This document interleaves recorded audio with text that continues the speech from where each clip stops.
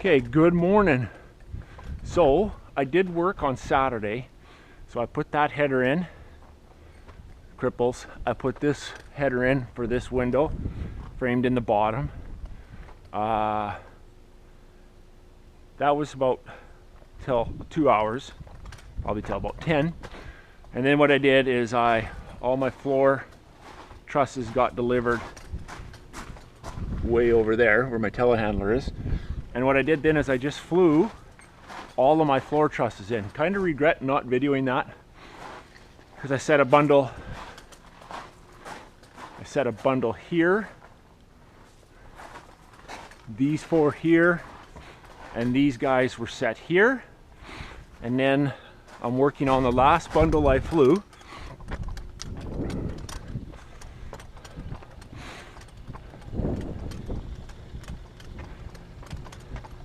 Oh no, I set these 2 guys here, and I had a bundle of floor trusses sitting here, and now I am installing these guys.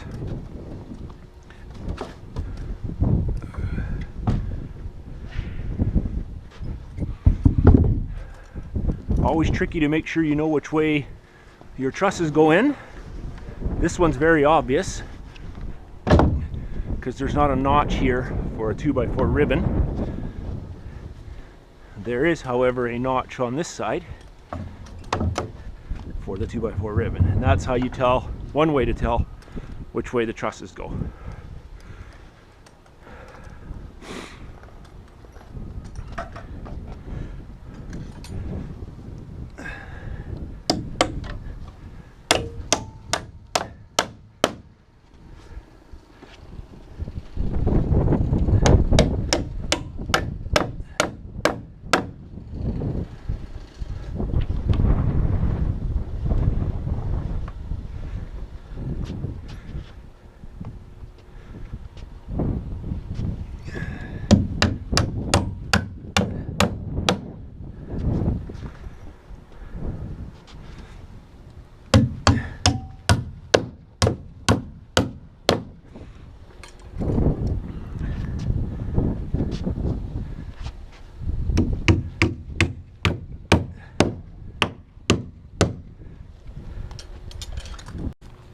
So I'm going to get these 2 trusses in. There's a LVL that hangs off this girder floor truss and this girder floor truss. So I'm going to get the measurement and install this header, and then install these 2 trusses. Getting the measurement here is incredibly simple, seeing as that I got the floor trusses here. Just got to measure this.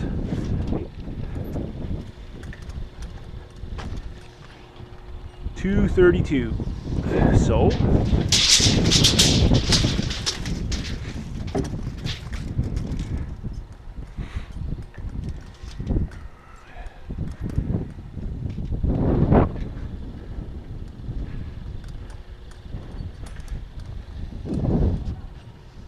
.232. I'm not liking that. 232.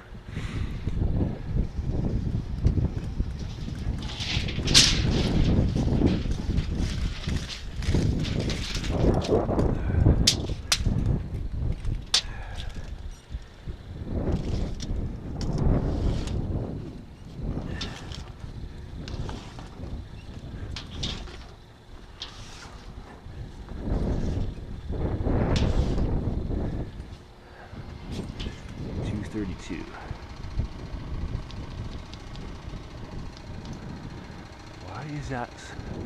That one is not in the right spot.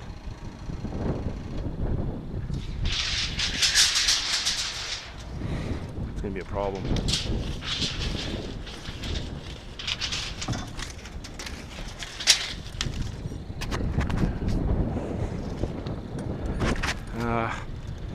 What is happening here?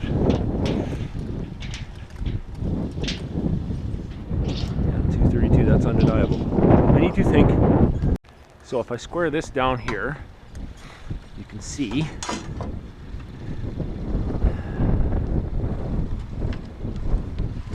beam will go, the LVL will go here. This is 1 3/4 inches. posts. So this one's not perfect neither, because I need to put a hanger in here and the nails need to fasten, right? That one.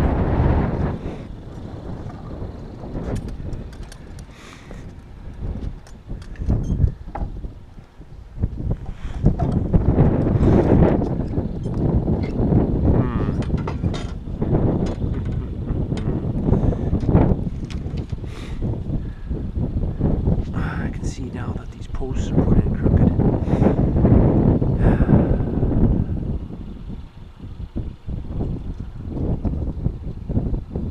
These guys were straight. It's about 1.5 inches over.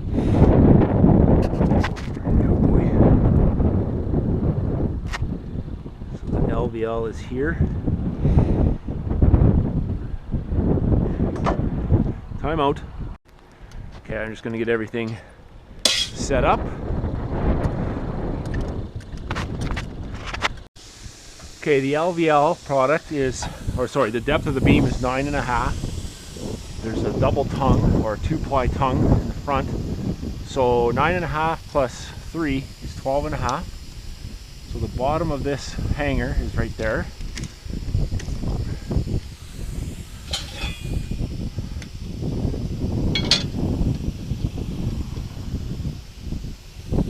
Perfect.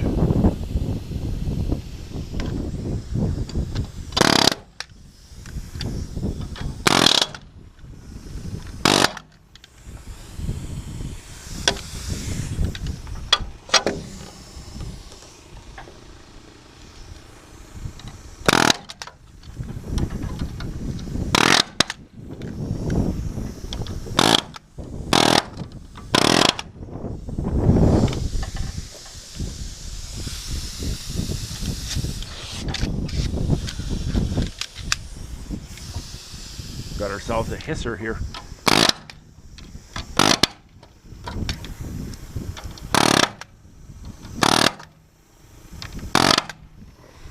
Now, this guy ain't carrying too much load at all. Oh.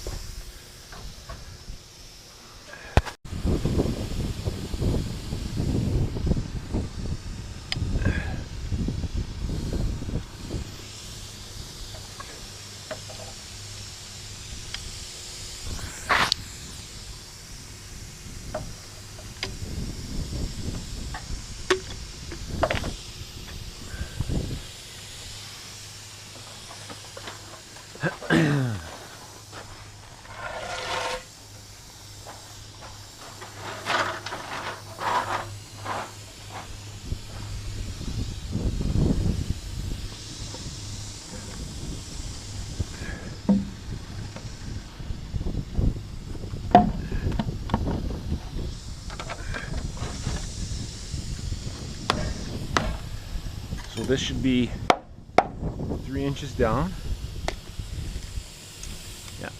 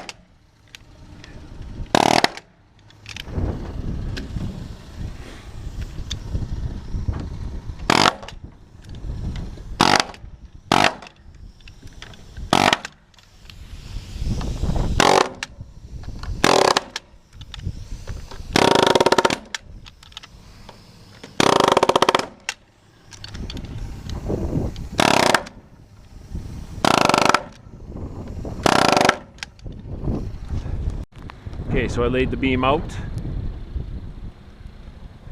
If I bumped into this guy, it'd be 19.2. So yeah, we got her marked out. So now these two slide on. I managed to get some 3 1/4s in here. One here. This is just a hanger nail, and then I got 4 3 1/4s into the post. Feeling confident about that.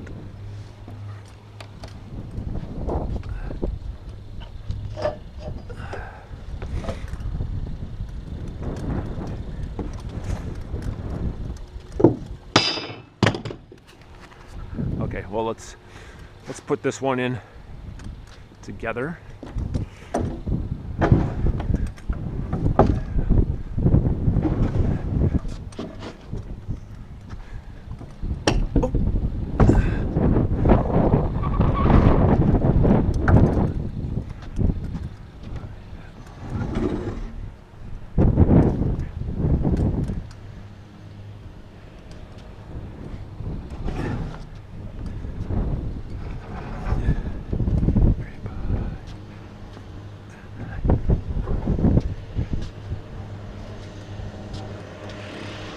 Okay, so it's gonna drop. I think I want to be on that end before that happens.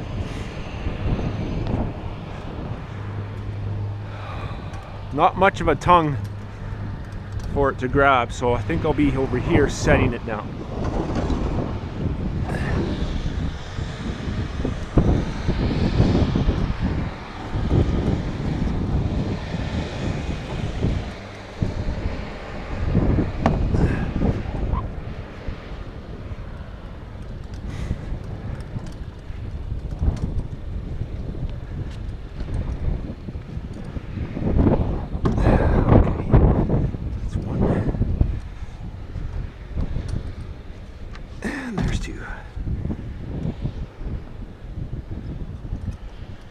Oh, I'm out of nails. Oh, one left. Ha!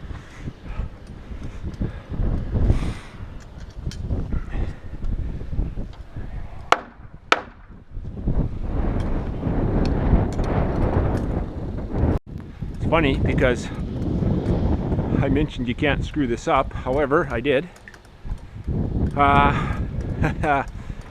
You see there's no notch here like there is on those.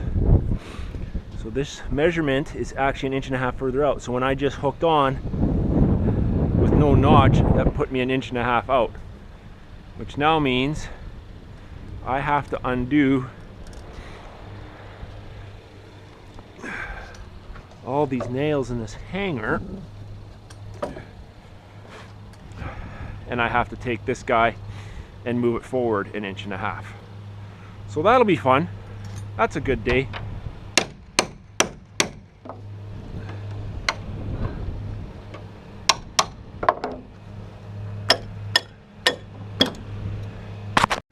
Okay, so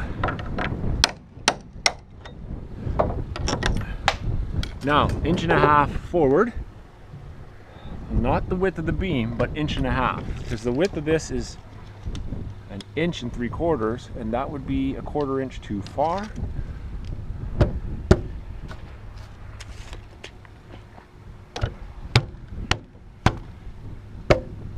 Okay, now we want to be that's perfect. I just need my hanger nailer. Okay, managed to get that. Push this in here.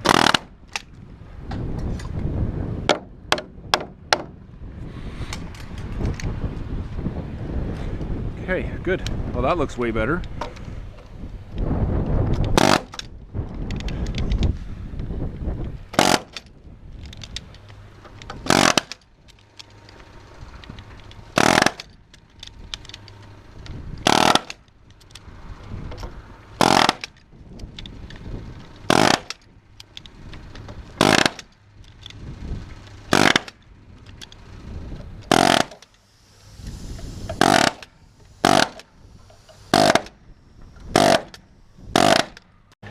Okay, so we got this guy back in.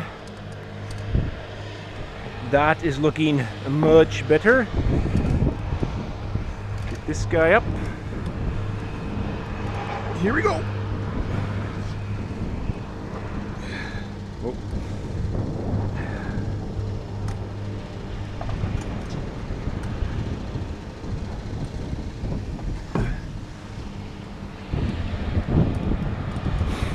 Okay, so I'll nail the back here.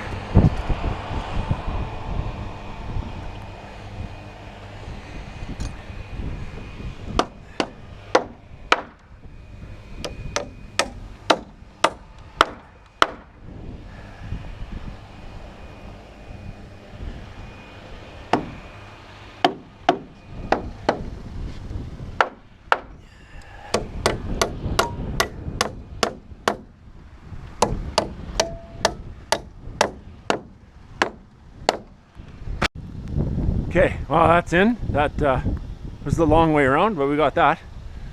I actually need to find one more floor truss for the firebox chase.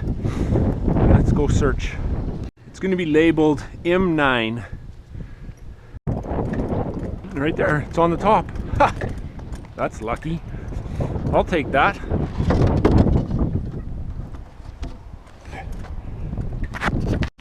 Okay, M9 is almost officially in position.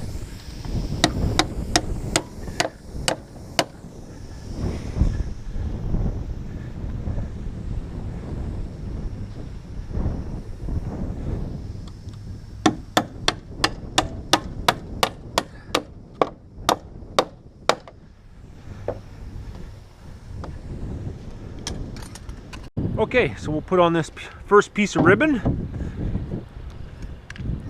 You'll notice how, remember I cut this plate shy by 1.5 inches. Now that fits in there nice.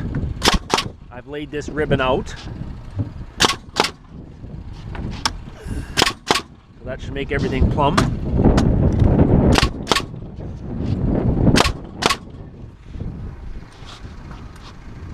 Oh, it's going to require a toenail.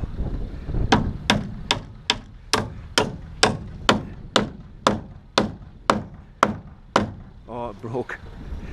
You had it. Oh, that's my fingers.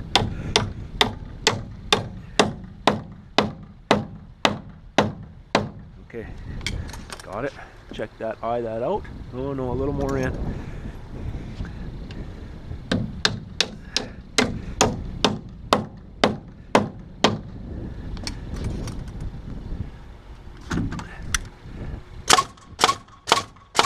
Okay, and I'll go around the whole perimeter doing that, do the strong backs, and I have a stub wall back there to build, which is laying right up there. So these are strong backs, I'll point it out here. Probably know what they are, some of you probably not. That's a strong back. I've always had a very hard time installing these because for some reason they cause me what is it, anxiety, because I'm always afraid they're gonna squeak in the future, and I'll be honest with you, they never have squeaked yet. So Dan, at least what I know of.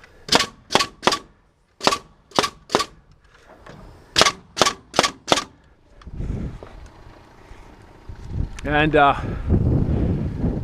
with every floor truss, there will be an engineer drawing that comes with them, and it'll tell you where to put all these strong backs. Sometimes they mark it on the layout, and sometimes they don't. It's just quicker if they put it on the layout. It's just easier to reference instead of thumbing through all the paperwork, but realistically, not a big deal.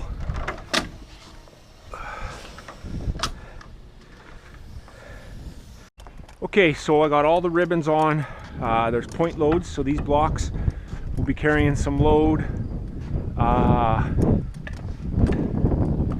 Yeah, I got a lot of blocks in for point loads, or yeah, load points, point loads. There's a block here, There's going to be a big header on the main floor. Sorry, there's going to be a header on the main floor that spans this fireplace bump out. So these are point loads. And then in the back wall, there's every one of these sets of blocks, like here, right here, and right there, are where, so these are tall walls on the main floor, and this is where the columns beside the windows will fall. And I need to pick that load up and can transfer it down to that header. And that's exactly what they're doing there. Hopefully I have that laid out right. This is that wall that I put 1 foot centers. So when I get this main floor wall built, there's a beam that hangs over the back of the house, 6 feet, and it goes all the way up to here inside the house. So there will be a little bit of load here, actually quite a bit of load here, and there will be a bunch of load on that stub wall and on the window, sorry, and of course on the wall below. And if you remember from the other day, I couldn't build this, I didn't build this window because the RO they gave me was different than the windows here. So there's 2 stories here, and on the elevations those windows line up perfectly. And if that window is wider, it doesn't line up with the 2 windows up here. So after lunch here, I'm going to start sheeting this floor. I got my line snapped 8 feet in. Yeah, we'll sheet the floor, maybe snap some lines today, and explore the thought of some exterior wall production.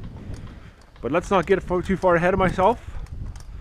I don't like it when I do that. I don't like it when I make too big a goal, because then it makes me anxious, and I call that grinding. When I frame trying to catch my goal, I feel like I call that grinding.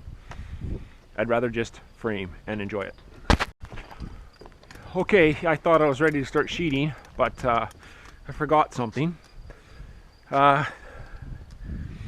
This portion here is sunken, and then at this red line it comes up to the same height as this, so I have to frame over this floor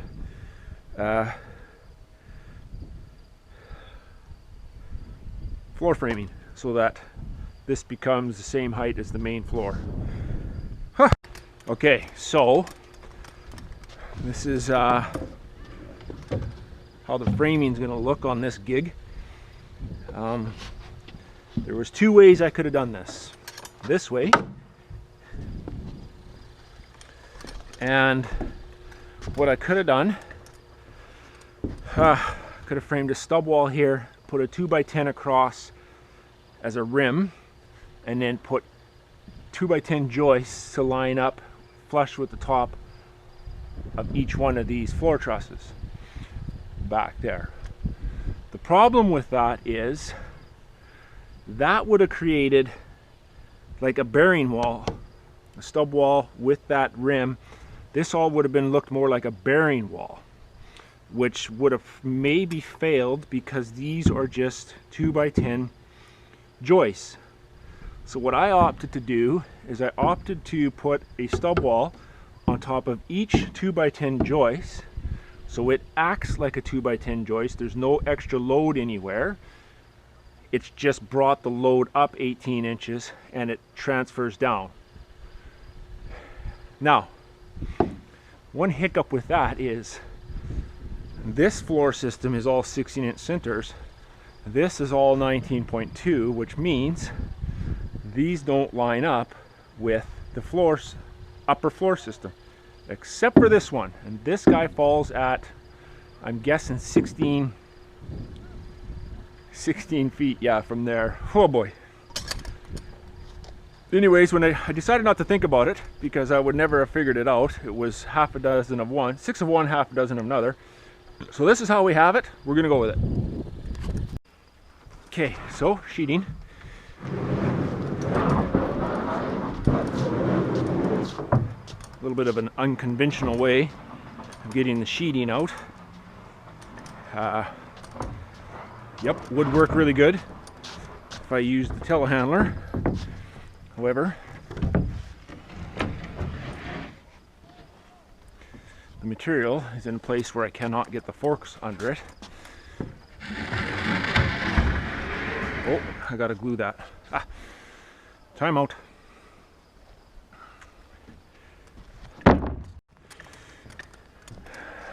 Okay, got it glued.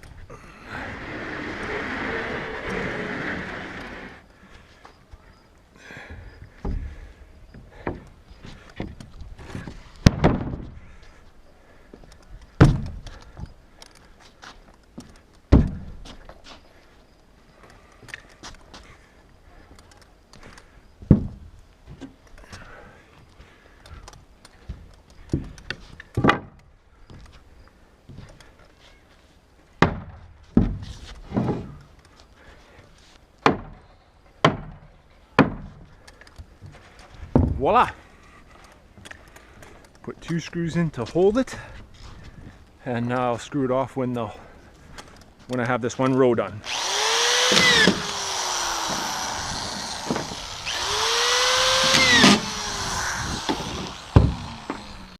Okay, so we are going to run out of screws. So I'm going to leave the floor at this stage. It's getting late in the afternoon, so what I'll do is I'll pick up the screws when I go home. So now we'll leave this, and I'm going to actually just snap the lines on the front and cut all the extra off, and that'll probably be the end of the day today. Okay, so snapping lines up here.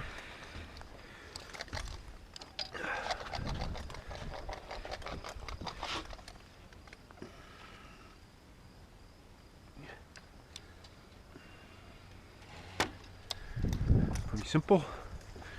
This is another bearing wall. 2x6.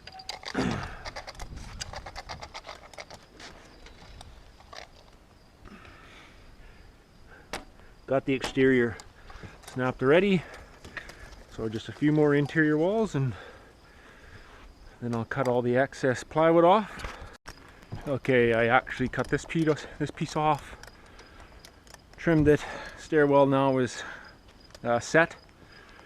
Yeah, so we got all this line snapped out here. So tomorrow, of course, we'll start sheeting the main floor, finish it, snap the lines, and probably get started on some exterior walls. I'll do that one first. Yeah. Thank you for watching. You all take care, and I will see ya on the next one. Bye for now.